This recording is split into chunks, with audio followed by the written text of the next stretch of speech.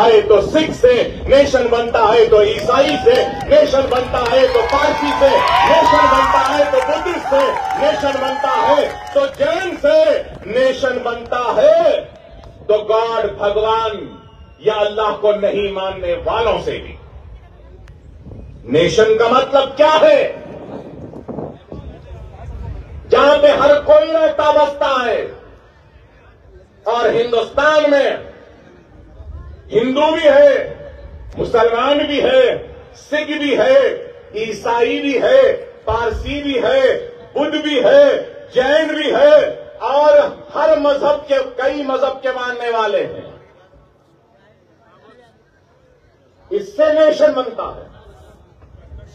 और कोई भी मुल्क उस वक्त तक कामयाब नहीं होता, तरक्की याफ्ता नहीं कहलाता, जब तक कि उस मुल्क के हर शहरी को इस बात का एहसास न हो कि वो भी मुल्क की तरक्की का हिस्सेदार है।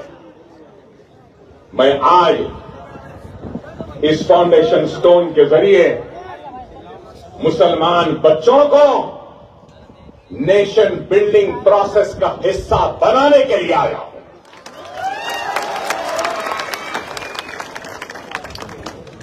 हिंदू भी आगे बढ़े, मुसलमान भी आगे बढ़े, सिख भी आगे बढ़े, ईसाई भी आगे बढ़े, पारसी भी आगे बढ़े, बुद्ध भी आगे बढ़े, जैन भी आगे बढ़े, तो तभी ये मुल्क दुनिया का सुपर पावर बनेगा। लेकिन अगर कोई अहमक, कोई दीवाना, कोई बेवकूफ अगर ये समझ रहा है कि सिर्फ किसी एक की तरक्की से ये मुल्क सुपर पावर बनेगा, तो वो दुनिया का सबसे बड़ा अहमक है। मैं कहूंगा कि सबकी तरक्की जब होगी इस मुल्क में, तो तभी मेरा मुल्क, मेरा हिंदुस्तान सुपर पावर बनेगा। ये अज़्म, ये इरादा लेकर हम आगे बढ़ रहे हैं। और आज इस बात से कोई इनकार नहीं कर सकता कि तालीम के मैदान में मुसलमान सबसे पीछे हैं, पिछड़ा हुआ है। लेकिन जब ये एजुकेशनल कैंपस आ रहा है, तो ये एजुकेशन कैंपस बेशक मुस्लिम आबादी में है, अतराफ अतराफ मुसलमान रहते हैं, लेकिन दूर से अगर कोई हिंदू भी अगर इस स्कूल में, एजुकेशनल कैंपस में पढ़ना चाहता है, तो हमारे दरवाजे उसके लिए बंद नहीं है, उसके लिए भी खुले हैं। अगर ईसाई भी आएगा तो उसके लिए भी खुले हैं, पारसी भी आएगा उसके लिए भी खुले हैं, और अगर कोई गॉड, भगवान या अल्लाह को नहीं मानने वाला भी आएगा तो उसके लिए भी खुले हैं। वो तुम्हारा दिल है जो हमारे लिए तंग है, लेकिन ये हमारा दिल है।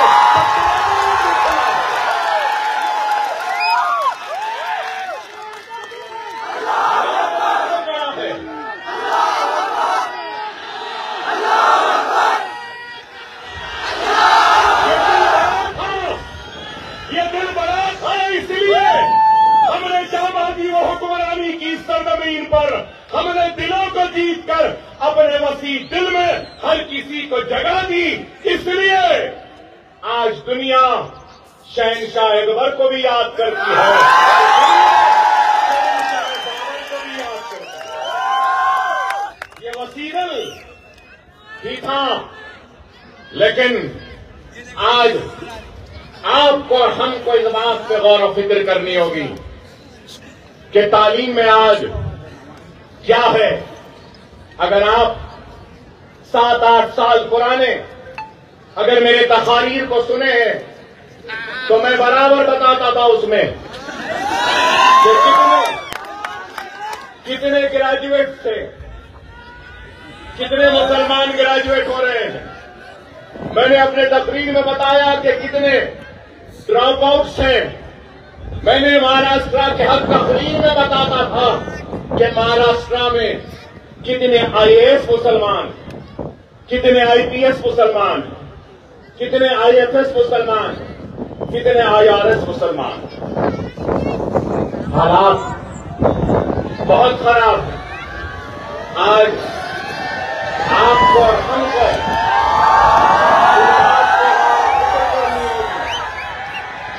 कि अगर हम हालात का मुकाबला करना चाहते हैं तो जज्बाती तकारीर, जज्बाती नारों या फिर चीखने या चिल्लाने से कुछ नहीं होगा। हम हालात का मुकाबला अगर कर सकते हैं तो याद रखो, इल्म से कर सकते हैं, इल्म की दौलत से कर सकते हैं, इल्म की ताकत से कर सकते हैं। तो दूसरा, अगर हम इन हालात का मुकाबला कर सकते हैं तो सिर्फ और सिर्फ अपने इत्तेहाद के जरिए इन हालात का मुकाबला कर सकते हैं। अगर आज हम देखते हैं all India survey of higher education 2019 and 20 की रिपोर्ट को अगर हम देखते हैं तो टोटल मुस्लिम स्टूडेंट्स, जुमला मुसलमान बच्चे जो हायर एजुकेशन में सारे हिंदुस्तान में जिनका एनरोलमेंट हुआ है, उनका फीसद कितना है? 5.5%। ओनली 5.5%। और हमारी आबादी क्या है? इस मुल्क में हमारी आबादी क्या है? क्या आबादी के हिसाब से हमारा एनरोलमेंट है? नहीं है। और अगर हम टोटल स्टूडेंट हायर एजुकेशन में 2019 और 20 में महाराष्ट्र में जिनका एनरोलमेंट हुआ है, उनकी तादाद देखते हैं तो 42,65,472 42,65,475 टोटल एनरोलमेंट हायर एजुकेशन में स्टूडेंट्स का। उसमें मुसलमानों का शेयर कितना है? गौर से सुनो मेरे भाई, मैं जानता हूं आप क्या सुनने आए हैं। आप जो सुनना चाहते हैं वो भी सुनाऊंगा, लेकिन पहले मैं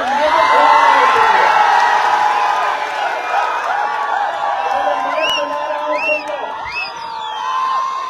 42,65,472 टोटल एनरोलमेंट में से मुसलमानों का एनरोलमेंट 1,66,228 1,66,228। आप गौर करो, अगर हम टोटल एनरोलमेंट में मुसलमानों के एनरोलमेंट का अगर हम परसेंटेज निकालते हैं तो क्या परसेंटेज है हमारा, बताइए। Higher education in year 19 and 20 अगर हम जिस रियासत से मैं आया हूं, जहां से मैं आया हूं, अगर वहां देखते हैं तो 19 और 20 में 13,89,603 स्टूडेंट्स का एनरोलमेंट हुआ था, जिसमें से 1,21,918 मुसलमान थे। अगर हम महाराष्ट्र का अगर मुस्लिम स्टूडेंट हायर एजुकेशन का परसेंटेज देखते हैं तो आप सबको भी सुन के हैरत होगी कि वो परसेंटेज है 3.89% ओनली 3.89%। क्या बात है, हमारा एनरोलमेंट इतना कम है। ग्रेजुएट्स कितने हैं? करीब सिर्फ 4% मुसलमान ग्रेजुएट होता है महाराष्ट्र में। क्यों? मैं जानना चाहता हूं, पूछना चाहता हूं। आज ग्रेजुएशन का लेवल भी हमारा कम है। और फिर अगर हम टीचर्स, टोटल टीचर्स का अगर सर्वे लेते हैं महाराष्ट्र में, हायर एजुकेशन इंस्टीट्यूट अगर है तो 1,63,132, जिसमें से 8,143 मुसलमान हैं।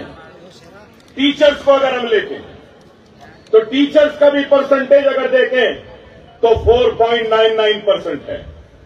आप गौर करिए। और अगर हम तेलंगाना में देखते हैं तो करीब 9% है वहां पर हायर एजुकेशन में एनरोलमेंट। और अगर हम यहां देखते हैं तो यहां पे एनरोलमेंट 3.8% है। तो आप गौर करिए कि क्या हाल है। उर्दू स्कूल्स का हाल क्या है वो भी आपके सामने बयान करूंगा। सारे हिंदुस्तान में सबसे ज्यादा उर्दू स्कूल अगर कहीं है या बच्चे हैं तो अल्हम्दुलिल्लाह वो महाराष्ट्र में। लेकिन unified district information system for education report for the year 2018 and 19 total schools Maharashtra में 1,09,942, जिसमें से 5,210 स्कूल उर्दू मीडियम के और उसका परसेंटेज 4.73%। और महाराष्ट्र में उर्दू स्पीकिंग पीपल कितने हैं, उर्दू बोलने वाले कितने लोग हैं? 7% हैं और स्कूल 4%। टोटल मुस्लिम स्टूडेंट महाराष्ट्र में 2018 और 19 में 28,22,370 और फिर उर्दू में अगर हम देखते हैं तो 13,05,652। मतलब ये 46.26% Muslim students are studying through Urdu medium. मतलब ये कि 46% बच्चे जो एनरोल हुए वो उर्दू मीडियम में पढ़ रहे हैं। और अगर हम सबसे खतरनाक चीज जो ये देखने के बाद मेरे पास सामने आई है तो वो ये आई है कि जितने भी उर्दू स्कूल हैं उसमें 50% से भी कम स्कूल्स में फर्नीचर है और 23% ऐसे स्कूल हैं जहां पे कुछ फर्नीचर है। 90% स्कूल ऐसे हैं जहां पे कंप्यूटर लैब नहीं है, लाइब्रेरियन नहीं है। और फिर जब हम ड्रॉप आउट को देखते हैं तो हाई ड्रॉप आउट है। सबसे ज्यादा ड्रॉप आउट अगर कोई है महाराष्ट्र में तो वो मुसलमानों में है। अगर हम एससी और एसटी से अगर कंपेयर करते हैं महाराष्ट्र में सबसे ज्यादा ड्रॉप आउट। और आपको ये भी बताऊं औरंगाबाद में 2021 और 22 में 8,000 बच्चे 10th में इम्तिहान नहीं लिखे और ड्रॉप आउट हुए औरंगाबाद में।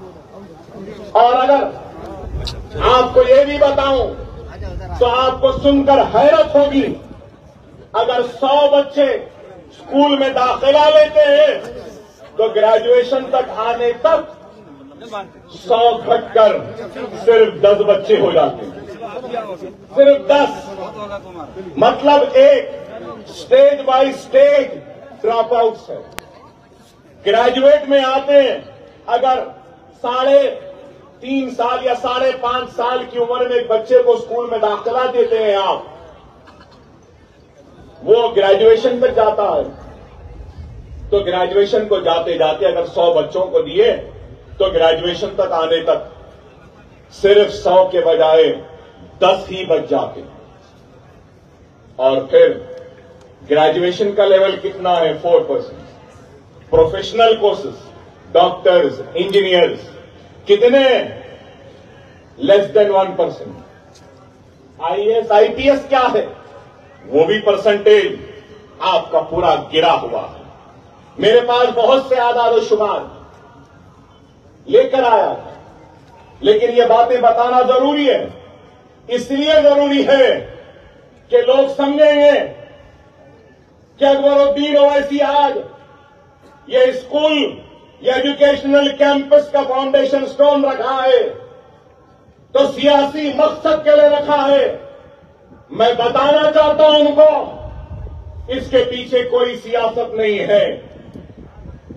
अकबरुद्दीन ओवैसी जिंदगी में सब कुछ सीखा, अगर कोई चीज नहीं सीखा तो सियासत करना नहीं सीखा।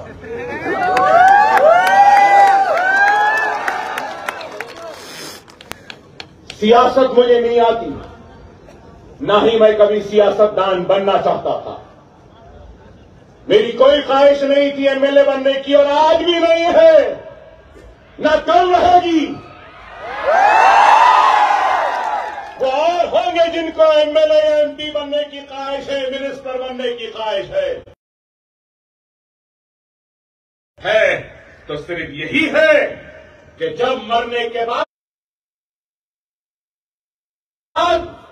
अल्लाह के सामने जब हाजिर रहूंगा तो उस वक्त अल्लाह जब मुझसे सवाल करेगा कि मैंने तुझे दौलत दी थी, इख्तियार दिया था, ताकत दी थी, तो तूने मेरे हबीब की उम्मत के लिए क्या किया है, तो मैं यही काम के जरिए अल्लाह के सामने हाजिर होऊंगा और कहूंगा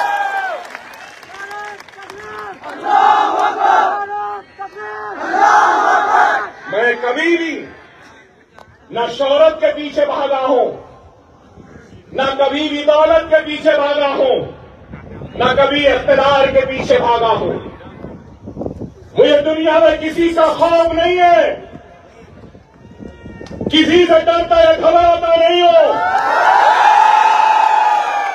सिर्फ डरता हो तो मेरे पाक परवरदिगार अल्लाह से डरता हो। अरे आज 11 स्कूल है हैदराबाद में। पहला स्कूल कैसे बना आपको मालूम? अभी इम्तियाज जलील साहब ने कहा कि अकबर ओवैसी साहब पे हमले होने के बाद में उन्होंने अपनी जिंदगी को वक्फ कर दी गरीबों की मदद के लिए, तालीमी इदारे बना दिए। मैं ये बात कहना चाहता हूं, मुझ पर हमला होने से पहले, मुझ पे गोलियां लगने से पहले, चाकुओं के जरब लगने से पहले मेरे 2 स्कूल ऑलरेडी जब चलते थे। अगर मैं आज जिंदा हूं ना तो शायद वो 2 स्कूल के बच्चों की दुआओं की वजह से जिंदा।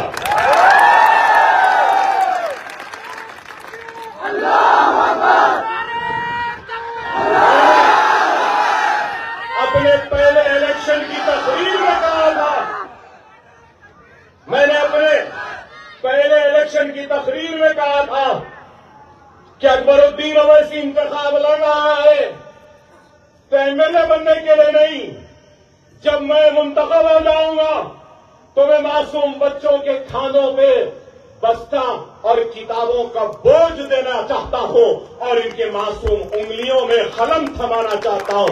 इस नीयत से इलेक्शन लड़ा और अल्लाह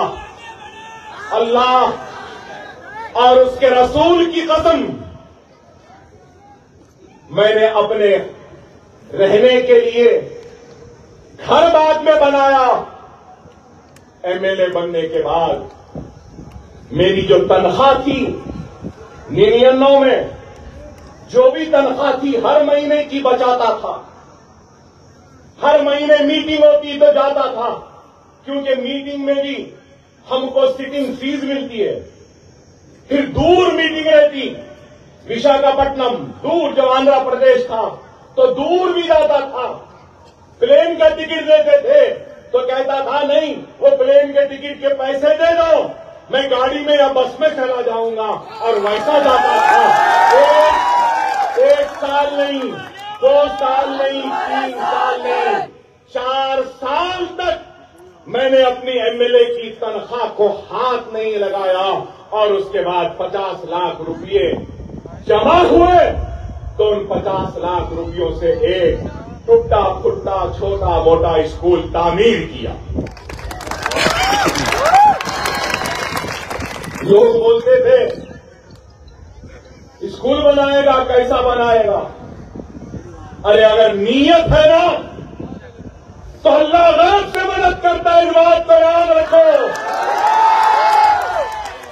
या बैठे मजलिस के कायदीन से कहूंगा कि तुम भी नीयत कर लो, फिर देखो अल्लाह गैब से तुम्हारी मदद करेगा।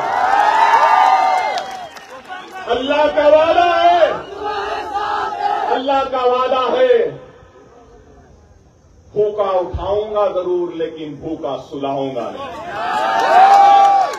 अल्लाह एक ईमानदार को भी रोटी देता है तो एक बेईमान को भी दिन के आखिर में रोटी देता है। एक चोर को भी रोटी मिलती है, उसकी नीयत चोरी की है इसलिए चोरी की रोटी मिलती है, उसकी नीयत ईमानदारी की है इसलिए ईमानदारी की रोटी। अरे नीयत करो। मेरे पास कुछ नहीं था, हर नमाज में अल्लाह गवाह है, सजदे में गिरकर अश्कों को बहाता था और दुआ करता था कि अल्लाह मेरे दुश्मन बहुत है, मुझे तू इतनी हयात दे दे कि मैं अपना वादा पूरा कर सकूं, एक स्कूल बना के दुनिया से रोक सकूंगा। और आज भी अगर औरंगाबाद को आया हूं ये स्कूल बनाने के लिए, हाँ नीयत है, जेब में पूरा पैसा नहीं है, अल्लाह उसके रसूल की कसम नहीं है, लेकिन मुझे अल्लाह की जात पे कामिल भरोसा है, जैसा 11 मदरसे बने वैसे ये भी बन जाएगा, ये भी बन जाएगा। अरे अज़्म होना चाहिए, इरादा होना चाहिए, नीयत होनी चाहिए, इखलास होना चाहिए, खुलूस होना चाहिए। अगर नीयत है, इखलास है, खुलूस है तो अल्लाह गैब से रास्ते बनाता है। अरे देखने वालों, देखो कभी आकर या मीडिया वाले अपने कैमराओं को खोलकर अकबर ओवैसी ऐसी भाषण दिया, भड़काऊ भाषण दिया बोलते थे। अरे आपसे कहूंगा कभी अपने कैमरों का रुख मेरे मदरसों की तरफ भी ले जाओ। आओ, मेरा दिल बड़ा है, तुम्हारे बच्चों को भी पढ़ाने तैयार है। कभी देखो तो सही, क्योंकि वो तुम्हारी ख्वाहिश होगी कि तुम्हारी औलाद तुम्हारे बाद भी इस कैमरे को पकड़े, मगर मेरी ख्वाहिश है कि तुम्हारी औलाद भी ये कैमरा न पकड़े, स्टेथोस्कोप पकड़े, इंजीनियर बने, डॉक्टर बने। कम अज कम जाओ देखो, मेरा बल्लागुड़ा केजी का पीजी का कैंपस 2 लाख स्क्वायर फीट का है। टाटा अंबानी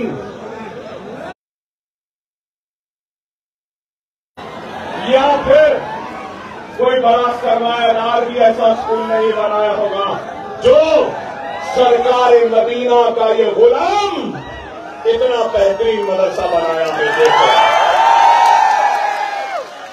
देखो आप जाकर, देखने वाले कहते हैं क्या ये इंग्लैंड का स्कूल है, क्या यूनिवर्सिटी डाल दिए, शतरंजी बिछा दिए? नहीं, मेरा गरीब का बच्चा, अंबानी के बच्चा ऐसे स्कूल में नहीं पढ़ा होगा जैसा मेरे गरीब का बच्चा। दुनिया को बताना चाहता हूं मैं वही हूं, मैं उन्हीं का जानशीन हूं जिन्होंने इस मुल्क को ताज की खूबसूरती दी थी,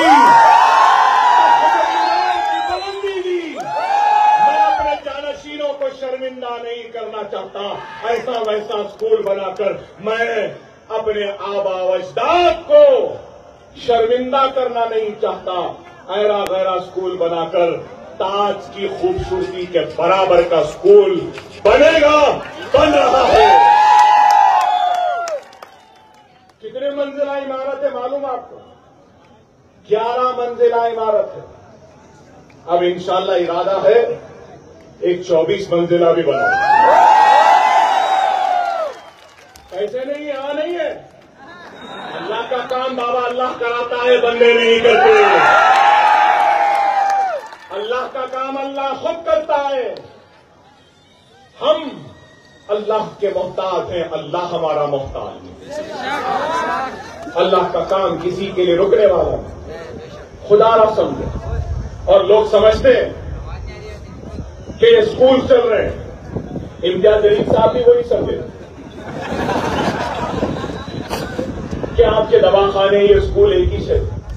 माफ करना इम्तियाज जलील साहब, मजलिस आपकी जमात है और मजलिस के दवाखाने, मजलिस का मेडिकल कॉलेज है, मजलिस का इंजीनियरिंग कॉलेज है, मजलिस का एमबीए कॉलेज है, मजलिस का एमसीए कॉलेज है, मजलिस का नर्सिंग कॉलेज है, मजलिस का फिजियोथेरेपी कॉलेज है, मजलिस का ओवैसी हॉस्पिटल है, मजलिस का असरा हॉस्पिटल है, मजलिस का दारुस्सलाम है,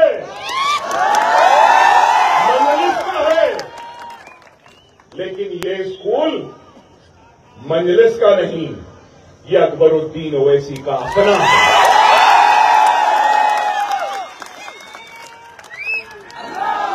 दवाखानों में जमात का पैसा लगता है, मेडिकल कॉलेज में मजलिस का पैसा लगता है, इंजीनियरिंग में मजलिस का लगता है, ये स्कूलों में अकबरुद्दीन ओवैसी का पैसा लगता है।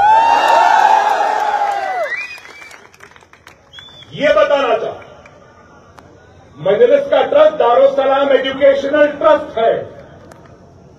मेरा ट्रस्ट खिरात है, जिसने हैदराबाद के मुसलमानों को बेदार किया, मुत्तहिद किया, मुनज़्ज़म किया और हिंदुस्तान की आवाम को नकीब मिल्लत जैसा बेटा दिया। मेरी मुराद सालार मिल्लत सुल्तान सलाहुद्दीन ओवैसी से। ये मेरा ट्रस्ट मेरे वालिद के मजलिस की वजह से ही है, आपकी दुआओं की वजह से है, हैदराबाद की आवाम की दुआओं की वजह से। ये बात इसलिए कह रहा हूं कि कई लोग समझते हैं कि किधर से करेंगे। अरे मुझे घर बनाना, मेरे बच्चे को पढ़ाना। अरे नहीं मेरे भाई, नीयत होगी, इरादा होगा तो अल्लाह खुद वसाइल बना देता। इस बात को समझो। मेरी जिंदगी में कई मौजूदात हुए, कई मौजूदात हुए। 3 गोलियां ये हाथ पर कुड़ारियों से 70 से मारे, पेट में, अदालत से बाइज्जत बरी को।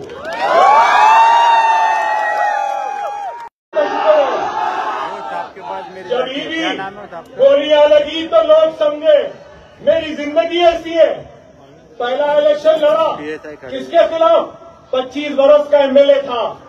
लोग बोले ये बच्चा, छोटा बच्चा हराएगा। जब भी मौजूदा हुआ, 25 बरस का आदमी ढेर हो गया, 25 बरस का बच्चा निकल गया। गोलियां लगे तो लोग बोले गया, मर गया। इस बात को याद रखो।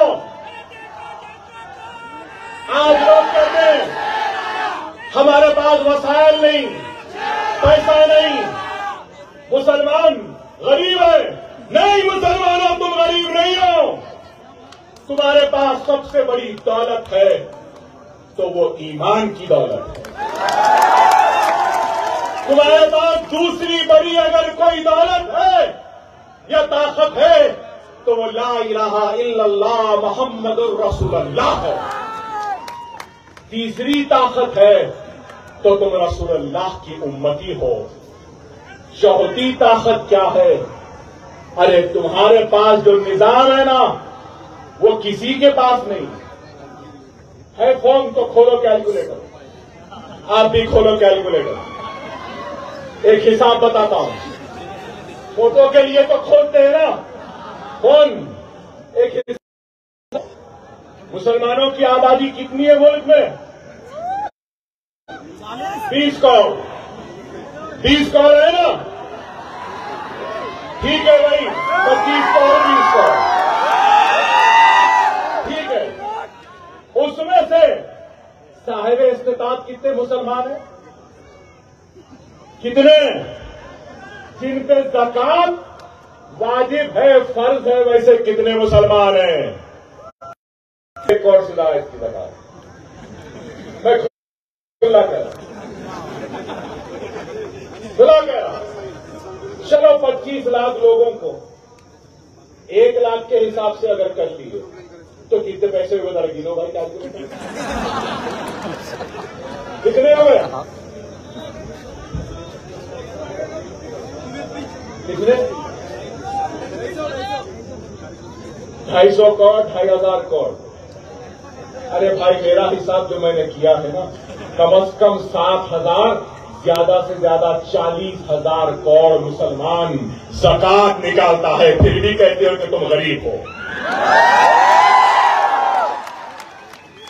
अफसोस देने वाले देखकर नहीं देते कि ये ज़कात का मुस्तहक है या नहीं। देने वाले ये देखकर नहीं देते कि किस तरीके से हम मालिक बना सकते हैं इस इंसान को।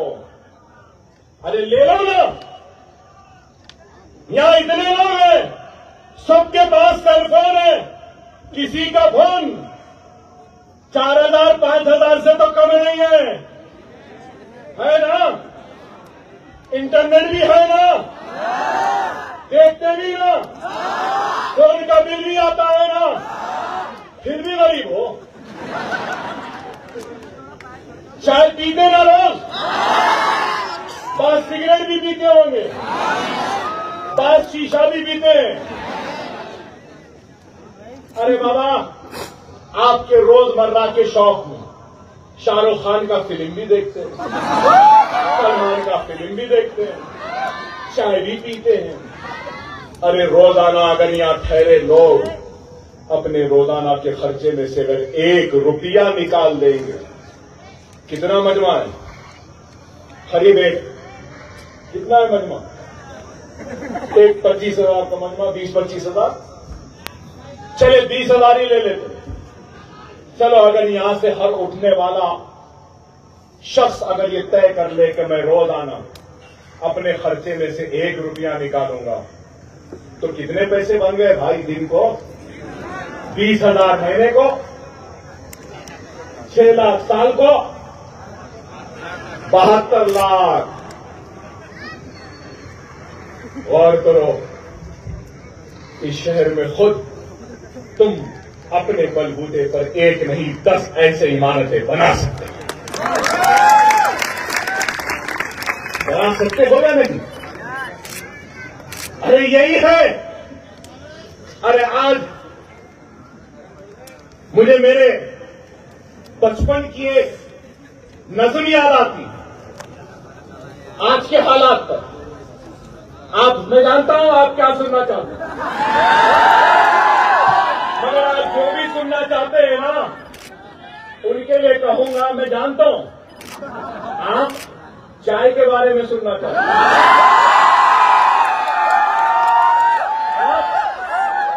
कड़क चाय, नरम चाय, चाय पीते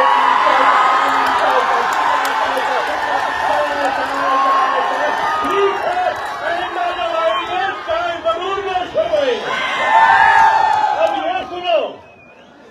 अब ये सुनो क्या लिखने वाली हाली की नजर में मौजूदा हालात में क्या जबरदस्त चुस्ती है। सुनो, अगर कौम की खिदमत करता है एहसान तू किस पर करता है? अगर कौम की खिदमत करता है एहसान तू किस पर करता है? क्यों गैरों का दम भरता है? क्यों खौफ के मारे मरता है? उड़बान कमर क्या डरता है? फिर देख खुदा क्या करता है। जो उम्र मुफ्त में गुजरेगी वो आखिर को पछताएगा। कुछ बैठे हाथ न आएगा, जो ढूंढेगा वो पाएगा। तू कब तक देर लगाए ये वक्त भी आखिर जाएगा, उड़बान कमर क्या डरता है, फिर देख खुदा क्या करता है।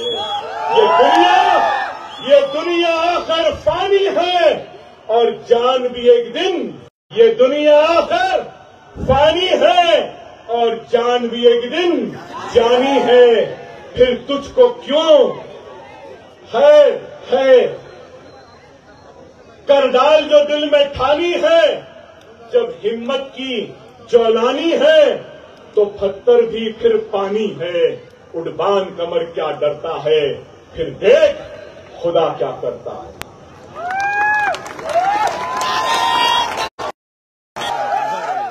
तू तो नाखलफ है, घर से निकाला गया था, तेरा क्या जवाब? मैं क्या जवाब दूं? दूंगा जवाब जरूर। आऊंगा एक दिन फिर आम खास मैदान में, बहुत जल्दी आऊंगा। अकबरुद्दीन ओवैसी लड़ेगा, अपनी पसंद के मुकाम पे, अपनी पसंद के वक्त लड़ेगा। तुम्हारी पसंद के मुकाम पे नहीं, तुम्हारे पसंद के वक्त नहीं, वक्त मैं तय करूंगा, मुकाम मैं तय करूंगा। क्या आप डरे हुए? क्या घबराए हुए? यही बात है, आपने कुछ नहीं कहा।